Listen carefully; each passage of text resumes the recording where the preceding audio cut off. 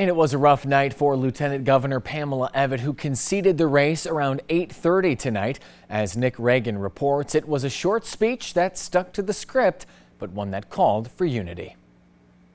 What an emotional concession speech by Lieutenant Governor Pamela Evette. She was a little broken up and more than a little disappointed, and she told her supporters that tonight. She thanked her family and friends and of course the supporters here in Myrtle Beach, but said that they came up just a little bit short. But while her speech was sincere, it wasn't defiant.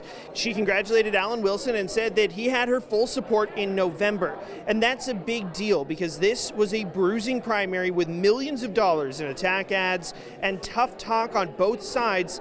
And of course for Evette, she's likely feeling somewhat betrayed by President Donald Trump, who gave her his full and total endorsement and then effectively took it away by co-endorsing her opponent. So Evette could have gone up there like Nikki Haley did after losing the presidential primary and said, Alan Wilson's going to have to win over my support. But she didn't do that, and the party is whole once again and focused on beating Democrats in November. It's okay to be disappointed. Lord knows that I am. But in just a few months, there's going to be a general election. And the choice in that general election is going to be between conservative principles and a Democratic Party that wants the exact opposite for South Carolina. And that's not even a close call.